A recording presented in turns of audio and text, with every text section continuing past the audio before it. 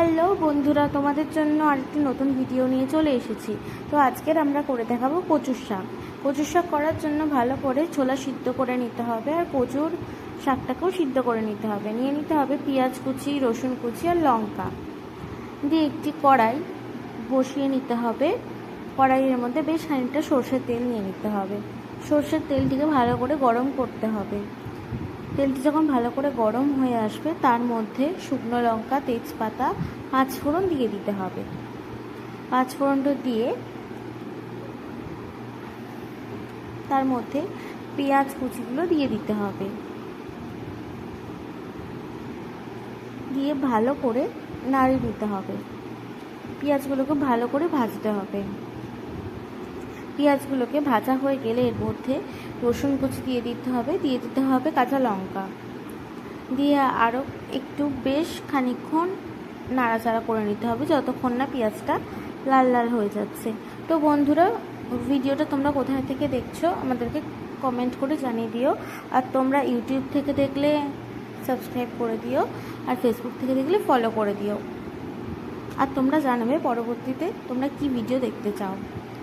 আর তারপর এর মধ্যে একটু নুন দিয়ে দেওয়া হয়েছিল যাতে পেঁয়াজটা তাড়াতাড়ি সেদ্ধ হয়ে যায়।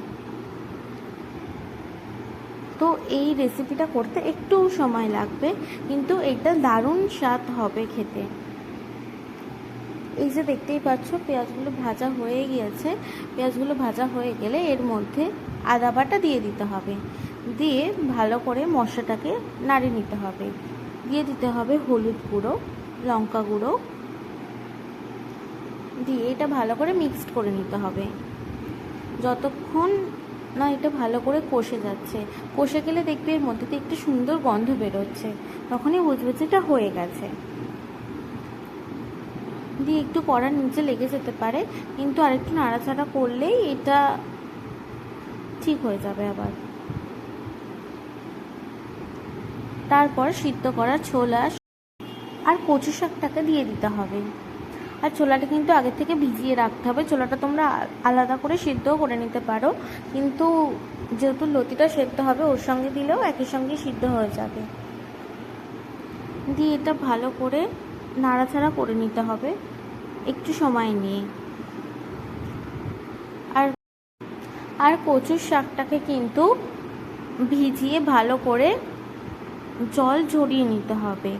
জল না ঝরালে কিন্তু এটা গলা চুলকানোর একটা সম্ভাবনা থাকে। এই যে এটা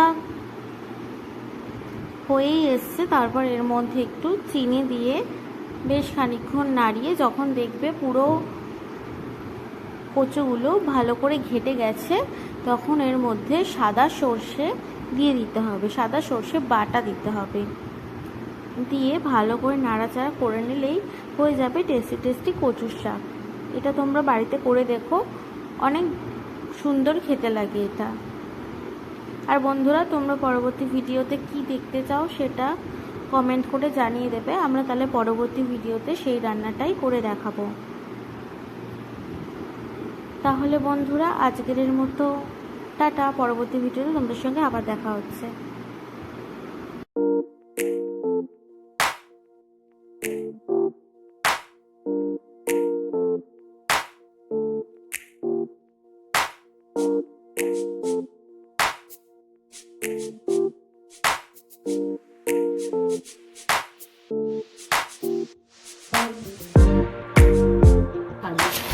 সরে যাও, দেখো তোমার